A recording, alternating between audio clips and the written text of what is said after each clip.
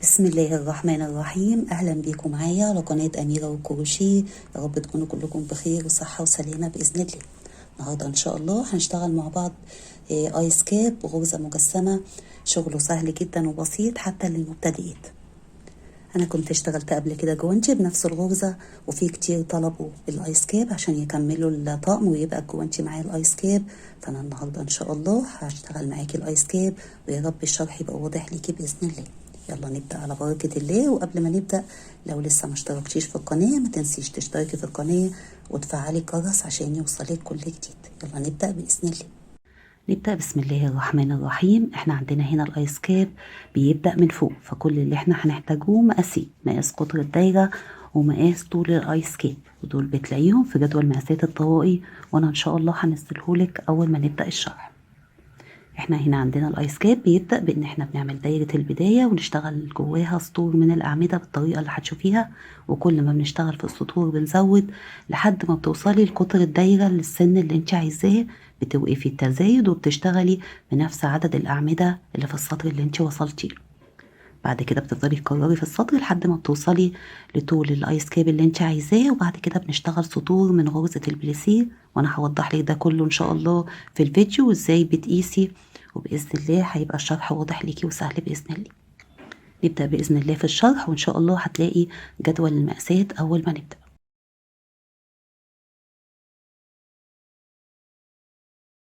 نبدأ بسم الله الرحمن الرحيم. أول حاجة بتعملي دايرة سحرية بالطريقة اللي انت متعودة عليها، وأنا هنا بشتغل الدايرة السحرية. بعمل عقدة البداية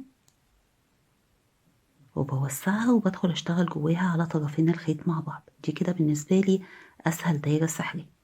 السطر الأول عبارة عن 16 عمود بلفة، فانت بترتفعي 3 سلاسل: 1 2 3، ودول بتعتبريهم أول عمود، يعني بنعدهم أول عمود من ال16. فهتاخدي لفة على الإبرة وتدخلي جوه الدايرة السحرية تشتغلي 15 عمود بلفة. والعمود بلفة بتسحبي اللفة كده، فبيبقى عندك 3 لفات على الإبرة. بتاخدي كل لفتين مع بعض على مرتين. تاخدي لفة على الإبرة وتدخلي كده تسحبي اللفة، فبيبقى عندك 3 لفات. بتاخدي كل لفتين مع بعض على مرتين. احنا كده اشتغلنا عمودين، هنشتغل التالت كده 4 5 6. انت هتكرري كده لحد ما تكمليهم 15 عمود بلفة. بعد ما اشتغلت 15 عمود بلفة وبارتفاع ال3 سلاسل، فكده بقى عندنا في السطر الأول 16 عمود بلفة. هتسيبي أول سلسلة، هتعدي كده من تحت لفوق سلسلة 2، وهتدخلي على تالت سلسلة من سلاسل الارتفاع، وهتقفلي بمنزلقة، يعني بتسحبي الخيط كده وبتعديه من على اللفة اللي على الإبرة. كده احنا قفلنا السطر الأول. هنضيق بقى على الدايرة السحرية بتاعتنا، فهنشد الخيط كده تمام عشان نضيق الفتحة اللي في الأول دي، وبعد كده بتثبتيها بقى بإبرة التقفيل. بتعدي كده في نفس الاتجاه من تحت الأعمدة وتقفليها كويس. ده كده شكل السطر الأول. السطر التاني عندنا احنا متعودين في السطر التاني بنشتغل على كل عمود عمودين، يعني بنزود عمود على كل عمود. هنا هنزود برضو ونشتغل عمودين، بس هنشتغل واحد منهم أمامي والتاني عادي، وهنشتغلهم بالطريقة اللي هتشوفيها دي. أول واحد عندنا هيبقى عمود أمامي، هنشتغله فوق ارتفاع ال3 سلاسل. واحنا لما بنشتغل عمود أمامي في أول السطر بتدخلي كده في ظهر العمود تمام، وتدخلي الإبرة وتعديها من تحت ال3 سلاسل الارتفاع اللي احنا بنعتبرهم عمود، وتسحبي الخيط تمام. فكده بيبقى عندك لفتين على الإبرة بتعليهم سنة صغيرة كده، وتاخدي اللفتين مع بعض. كده احنا نعتبر اشتغلنا أول سلسلة، بس عندنا كده هتبين الشغل كأنه عمود أمامي. هتشتغلي بعد كده سلسلتين، يبقى احنا كده اشتغلنا يعتبر 3 سلاسل. هتاخدي لفة على الإبرة، والعمود اللي بعده بيبقى عمود عادي، وبنشتغله فين؟ بنشتغله ما بين ارتفاع ال3 سلاسل وما بين العمود اللي بعدها. تشتغلي عمود عادي بلفة عادي تمام. العمود اللي بعده بنشتغله على أول عمود بعد ال3 سلاسل وبيبقى أمامي، يعني احنا بنشتغل على الأعمدة أعمدة أمامية، والعمود الزيادة عندنا بيبقى ما بين العمود والعمود اللي بعده. فانت هتدخلي كده من ظهر العمود، تبقى الإبرة قدامك كده بس داخلة من ظهر العمود تمام. وهتسحبي اللفة، تمام. فهيبقى عندك 3 لفات على الإبرة بتتعاملي معاهم ان هم عمود عادي، بتاخدي كل لفتين مع بعض. العمود بقى اللي بينهم اللي بعدهم بتدخلي كده ما بين العمود والعمود اللي بعده وتشتغلي عمود، والجزء ده هو اللي بيفضل يتكرر معاكي. احنا كده بنزود عمود بس بنشتغله ما بين العمودين. انتي بتاخدي لفة على الإبرة وعلى العمود نفسه بتدخلي كده من ظهر العمود وتشتغلي العمود الأمامي. العمود اللي بعده بيبقى عمود عادي مش أمامي بس بين العمودين، تمام. وهو ده الجزء اللي هيفضل يتكرر معاكي. هتشتغلي السطر كله بنفس الطريقة، عمود أمامي على عمود وما بين العمودين عمود عادي. آخر السطر التاني بعد ما اشتغلتي عمود أمامي على آخر عمود في السطر اللي تحت، هتاخدي لفة على الإبرة كده وهتدخلي ما بين آخر عمود في السطر اللي تحت وما بين 3 سلاسل ارتفاع وهتشتغلي عمود بلفة. وبكده يبقى كملوا عندك عدد الأعمدة 32 عمود، منهم 16 عمود أمامي و16 عمود بلفة. هتقفلي السطر بانك بتدخلي على تاني سلسلة من سلسلة ارتفاع اللي هي ارتفعتيها اخر سلسلة تعتبر، يعني كده يعتبر هنقفل بمنزلقة على العمود الامامي، تمام. وده كده هيبقى شكل السطر التاني عندك. السطر التالت، واحنا في السطر التالت هنشتغل على العمود الامامي عمود امامي، وهنشتغل ما بين العمود الامامي والعمود اللي بعده عمودين، يعني بنزود عمود. فاحنا في اول كل سطر بندخل على الارتفاع في السطر اللي تحت، احنا هنعتبر خلاص ان ده عمود امامي، فهندخل على العمود الامامي وهنسحب اللفة كده وهناخد اللفتين مع بعض وهنشتغل سلسلتين، وده كده العمود الامامي عندنا في اول السطر. هتاخدي لفة على الابرة وهنا هنشتغل عمودين، يعني بنزود. هنشتغل العمودين فين؟ هنشتغلهم بين العمود الامامي والعمود اللي ابو لفة اللي بعده. تدخلي كده وتشتغلي عمودين، 1 2 عمودين بلفة عادي، وهتاخدي لفة على الإبرة. واحنا هنا مش هنشتغل على العمود أبو لفة، هتروحي على العمود الأمامي على طول وتدخلي كده وتشتغلي عليه عمود أمامي، وتاخدي لفة على الإبرة وهتدخلي ما بين العمود الأمامي والعمود أبو لفة اللي في السطر اللي تحت وتشتغلي عمودين، 1 2.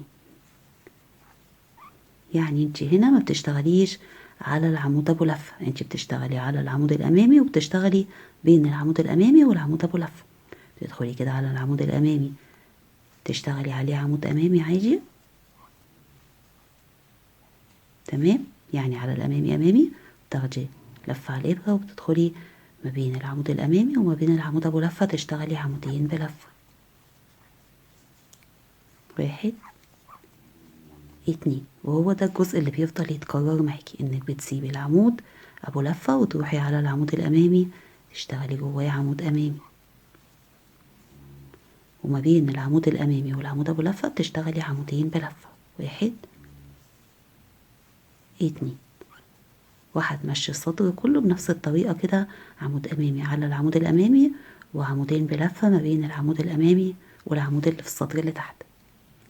اخر السطر التالت بعد ما اشتغلتي عمود امامي على العمود الامامي هتدخلي كده ما بين العمود الامامي واخر عمود بقى خلاص وهتشتغلي عمودين، 1 2. وهتقفلي السطر بانك بتدخلي على اخر سلسله اللي هي تاني سلسله دي اللي كنا شغالينها تحت، كنا شغالينها في اول السطر، وهتقفليه بمنسلقه.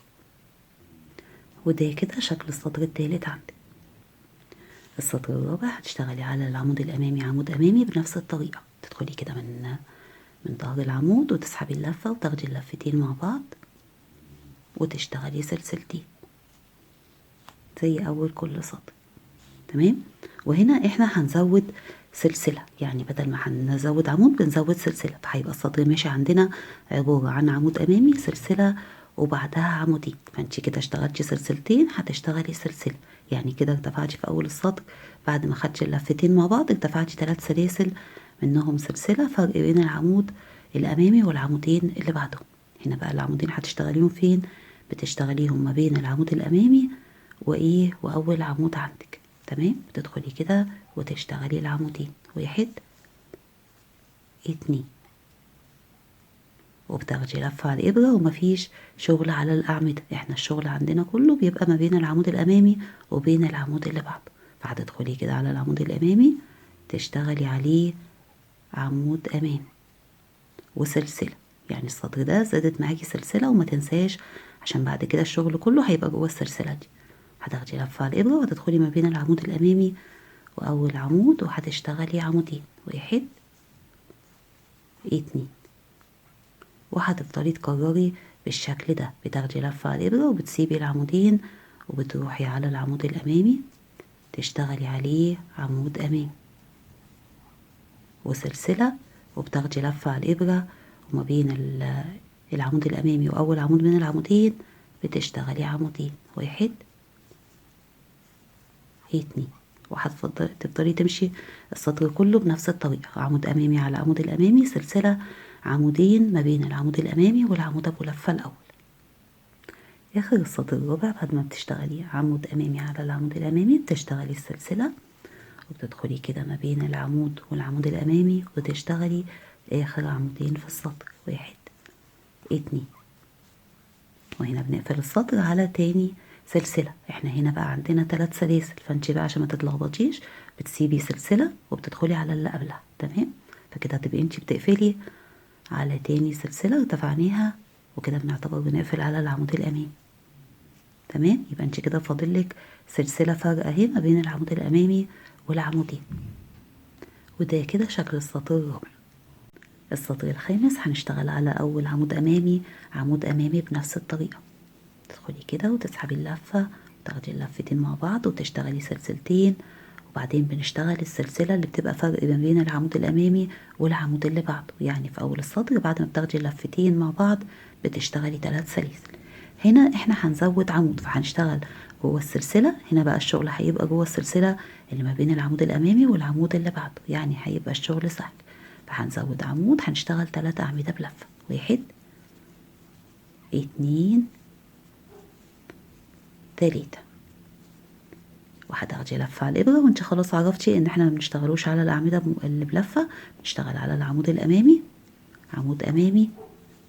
وهنا بقى ما تنسيش السلسلة، وبتدخلي كده على السلسلة تشتغلي ما بين العمود الأمامي والعمود اللي بلفة، عندك سلسلة بتدخلي جواها كده تشتغلي 3 أعمدة، واحد اتنين تلاتة. والسطر كله بيمشي معاكي بنفس الطريقة دي كده. تاخدي لفة على الإبرة وبتسيبي العمودين، وعلى العمود الأمامي بتشتغلي عمود أمامي وبعده سلسلة، جوه السلسلة بتشتغلي 3 أعمدة، واحد اتنين تلاتة. والسطر كله هيمشي معاكي عبارة عن الجزء ده، على العمود الأمامي عمود أمامي بعده سلسلة، وعلى السلسلة اللي في السطر اللي تحت بتشتغلي 3 أعمدة بلفة. هتكملي كده لحد آخر السطر. آخر السطر الخامس بعد ما اشتغلتي عمود أمامي وبعده سلسلة واشتغلتي 3 أعمدة جوه السلسلة اللي في السطر اللي تحت ده، كده آخر السطر عندك. هتدخلي هنا بقى على ايه؟ على تاني سلسلة. فانت بتسيبي السلسلة اللي فوق وتدخلي على اللي قبلها، عشان ايه؟ لازم تسيبي السلسلة دي، تمام؟ تدخلي على اللي قبلها كده وتقفلي بمنزلقة. فكده بقى عندك العمود الأمامي بعده فيه سلسلة. وده كده شكل السطر الخامس عندك. وبدأت الأعمدة تتجه معانا ناحية اليمين، الأعمدة الأمامية هتمشي معانا كده وهتدينا الشكل اللي شفتيه في الآيس كيب. السطر السادس هتدخلي على العمود الأمامي تشتغلي بنفس الطريقة اللي بنشتغلها كل أول سطر، وبعد ما بتشتغلي السلسلتين بتشتغلي سلسلة فردة. وهنا هيمشي معانا السطر برضو نفس السطر اللي تحت، يعني هيبقى عبارة عن 3 أعمدة جوه السلسلة. تشتغلي كده عمود اتنين تلاتة، يعني احنا هنا ما زودناش حاجة، تمام؟ وهتاخدي لفة على الإبرة وبتروحي على طول على العمود الأمامي. ما بنشتغلش بقى على 3 أعمدة، انت عارفة خلاص ان الشغل كله على السلسلة، ال3 أعمدة على السلسلة، وبعدها بتشتغلي على العمود الأمامي. وبعد العمود الأمامي ما تنسيش السلسلة، وبتدخلي جوه السلسلة تشتغلي 3 أعمدة، واحد اتنين تلاتة، تمام؟ وهو ده الجزء اللي هيمشي معاكي طول السطر، هو الجزء اللي كان في السطر اللي تحت، عمود أمامي على العمود الأمامي سلسلة و3 أعمدة جوه السلسلة. آخر السطر السادس بعد ما اشتغلتي خلاص آخر عمود أمامي سلسلة 3 أعمدة، هتدخلي وتقفلي بمنزلقة، بتسيبي بقى السلسلة وبتدخلي على السلسلة اللي تحتها، تمام، وتقفلي كده بمنزلقة.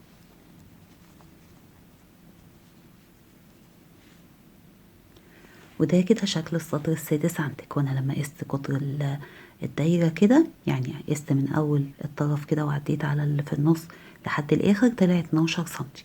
فانت في الوقت ده لو عايزة تعمليه من سن المواليد لحد سن ال3 شهور، هتفضلي تكرري في السطر اللي هو اللي احنا اشتغلناه السادس، هتفضلي تكرري فيه من غير اي زيادة. هوريكي دلوقتي بتقيسي ازاي. هنقيس كده من اول الطرف لحد على نص الدايرة كده بتعدي، فطلع عندنا زي ما انت شايفة كده 12 سنتي. وده كده لما تشوفي جدول المقاسات هتلاقيه ده قطر الدايرة، مقاس قطر الدايرة في سن من المواليد ل3 شهور.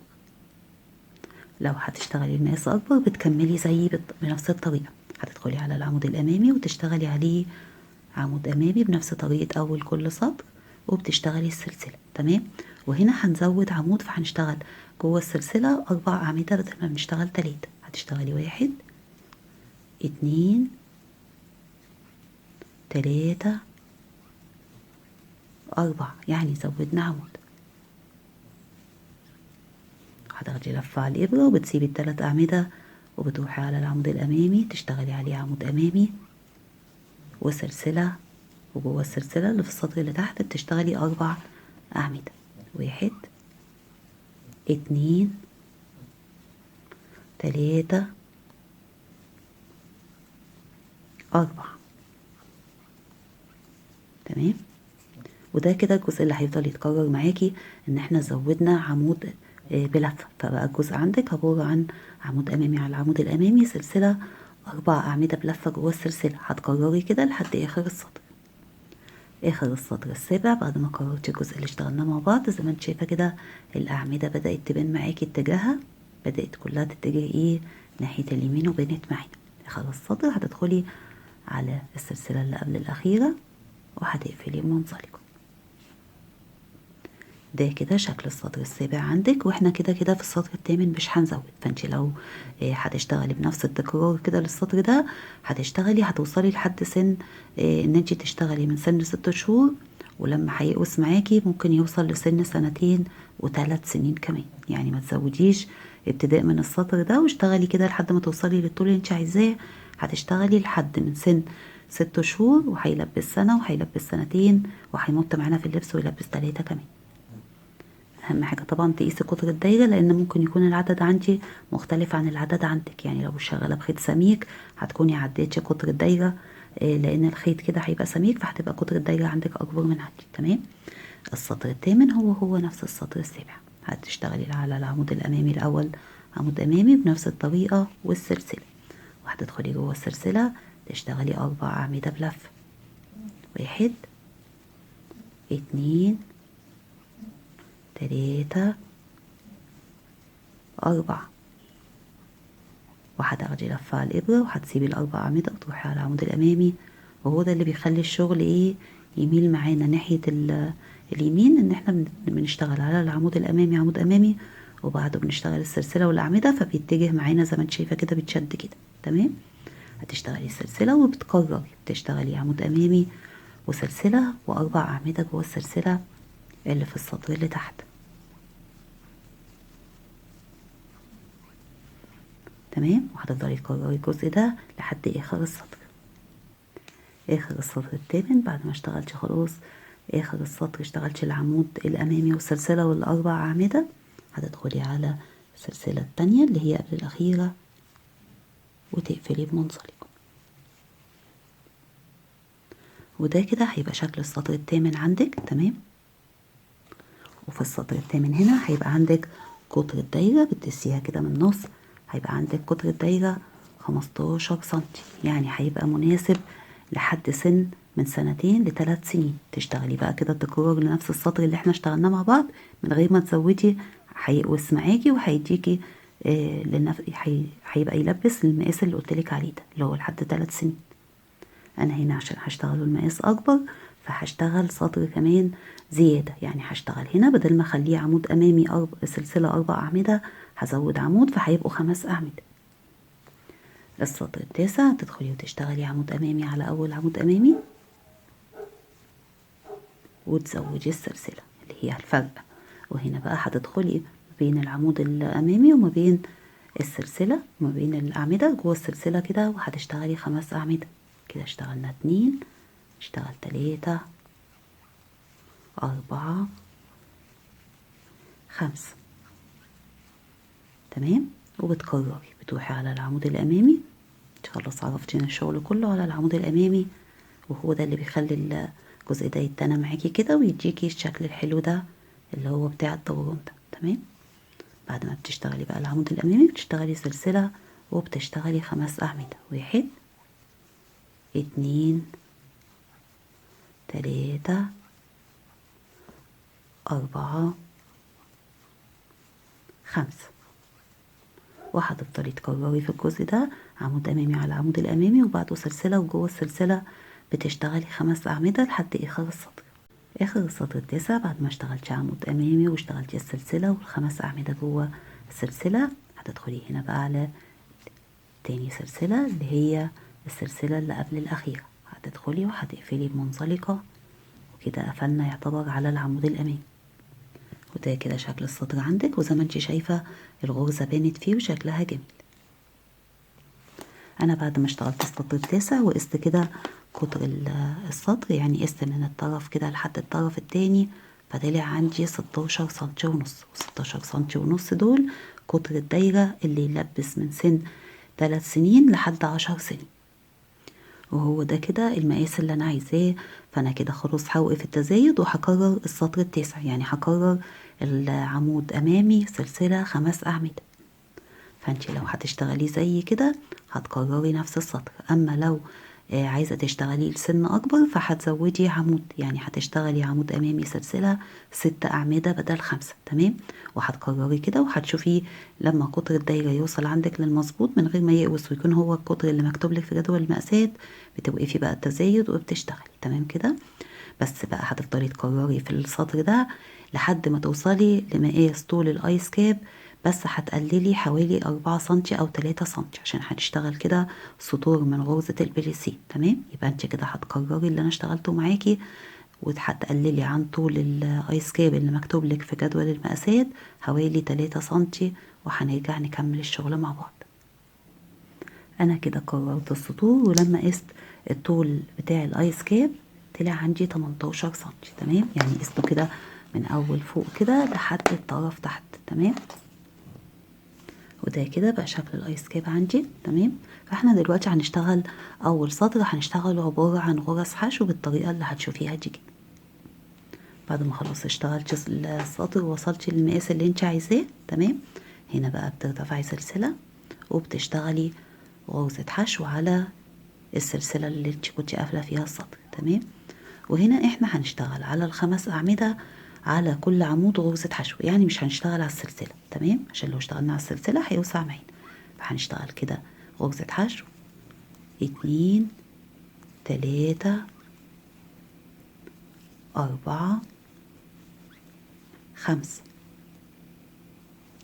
وعلى العمود الأمامي بتشتغلي غرزة حشو. تمام. يبقى انت كده اشتغلتي 6 غرز حشو، واشتغلتي على العمود الأمامي غرزة حشو و5 غرز حشو على ايه؟ على الأعمدة. هتروحي بقى على الأعمدة على طول، ملكيش دعوة بالسلسلة. تروحي على ال5 أعمدة تشتغلي غرزة حشو كده 2، 3، 4، 5.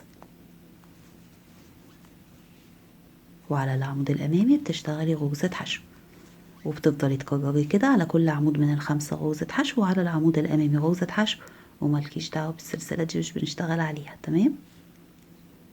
اخر السطر بعد ما اشتغلتي السطر كله غرز حشو بنفس الطريقة اللي اشتغلناها، تدخلي كده ما بين سلسلة الارتفاع وما بين غرزة الحشو وتقفلي بمنزلقة. السطر اللي بعده بترتفعي 3 سلاسل، وهتدخلي على اول غرزة حشو وتشتغلي عمود، وهتمشي السطر كله على كل غرزة حشو وهتشتغلي عمود. تفضلي كده تشتغلي السطر كله عبارة عن أعمدة على كل غرزة حشو. هتشتغلي كده على كل غرزة حشو عمود، عشان ده العمود ده هو اللي هنشتغل عليه الأعمدة الأمامية والأعمدة الخلفية في السطور اللي جاي. تمام. يعني في السطر اللي جاي هو ده اللي بنأسس بيه كده عشان نشتغل عليه. هتفضلي كده تشتغلي على كل عمود، على كل غرزة حشو عمود لحد اخر السطر. بعد ما اشتغلتي السطر كله عبارة عن أعمدة على كل غرزة حشو عمود، هتدخلي على تالت سلسلة من سلاسل الارتفاع وهتقفلي بمنزلقة. احنا السطر اللي جاي ده كله هيبقى عبارة عن عمود أمامي وعمود خلفي، هنشتغل بغرزة البليسيه عشان يبقى ماسك عندك كده من عند الجبين. أول السطر هتشتغلي عمود أمامي على ارتفاع 3 سلاسل بنفس الطريقة، يعني بتدخلي كده من ظهر ال3 سلاسل وتسحبي اللفة وبتقفلي عليها وبتشتغلي سلسلتين. ده كده أول عمود أمامي عندنا. العمود الخلفي بندخل من ظهر الشغل، يعني الإبرة بتبقى عندك في ظهر الشغل وبتعدي كده من ما بين العمودين وبتبقى الإبرة هي اللي باينة عندك، بتسحبي اللفة وبتعملي العمود عادي، وده كده العمود الخلفي. هتدخلي على العمود اللي بعده وتشتغلي عليه عمود أمامي اللي احنا بقى حافظينه كنا شغالين بيه تحت. على العمود اللي بعده عمود خلفي وعمود أمامي على العمود اللي بعده، وهتفضلي شغالة كده بنفس الطريقة، عمود خلفي على العمود وعلى العمود اللي بعده عمود أمامي.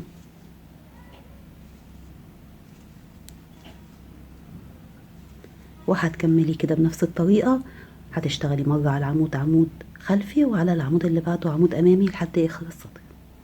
آخر السطر بعد ما اشتغلتي على العمود عمود خلفي هتدخلي على تالت سلسلة اللي هي تعتبر التانية، يعني كده يعتبر قفلنا على العمود الأمامي ومنسلقة. تمام. وهنا في آخر السطر لو لقيتي عندك العمود أمامي اشتغليه أمامي عادي ومش هيبان حاجة، او ممكن تاخديهم الاتنين مع بعض كده بعمود خلفي، يعني ما تشتغليش ده الامامي تاخديهم الاتنين يبقوا عمود خلفي وكده هتتظبط معاكي برضه. السطر اللي بعده وهو ده السطر اللي هيفضل يتكرر معاكي، هتدخلي بنفس الطريقه كده وتشتغلي على العمود الامامي عمود امامي بنفس طريقه اول السطر، وعلى العمود الخلفي بتشتغلي عمود خلفي، وهي دي غرزه البليسيه. بنشتغل على العمود الامامي عمود امامي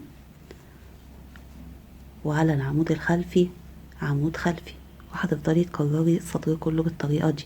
على العمود الأمامي عمود أمامي وعلى العمود الخلفي عمود خلفي، فده اللي هيديك الأستك اللي هيبقى ماسك معاكي الطاقية من عند الجبين كده. تمام. هتكرري كده بنفس الطريقة لحد ما تقفلي السطر، وبعد كده بتكرري نفس السطر ده. انا هكرره مرة كمان وانت هتكرريه لحد ما يبقى عرض الكمر عندك زي ما انت عايزة اكتر من كده، عايزة يبقى 3 سطور زي ما انت عايزة. انا هكرر واجيلك بعد ما بتوصلي لطول الكمر اللي انت عايزاه. وانا هنا كررت السطر 3 مرات، يعني بقى عندي 3 سطور من غرزة البليسيه، 1 2 3 زائد السطر اللي هو كان أعمدة والسطر الحشو، فده كده العرض الحلو عندي. حبيتي بقى تزودي سطر أو سطرين زي ما انت عايزة. آخر السطر بتروحي قافلة بقى بمنزلقة على تالت سلسلة اللي هي تاني سلسلة، يعني اللي هو بنعتبرها عمود أمامي، وتسحبي الخيط وبتقصيه وبتثبتيه كويس في ظهر الشغل. ده كده هيبقى شكل الايس كاب عندك بعد ما خلص، وده شكل القمر من تحت زي ما انت شايفة كده شكله جامد. انت لو حبيتي تركبي هنا بقى كورة صوف او تركبي كورة فرو او تسيبيه زي ما هو كده، انت هتشتغليه زي ما انت عايزة. انا كده خلصت معاكي فيديو الايس كاب، يا رب الشرح يكون كان واضح ليكي، وان شاء الله نتقابل في فيديو جديد، ولحد ما نتقابل اسيبكم في رعاية الله، والسلام عليكم ورحمة الله وبركاته.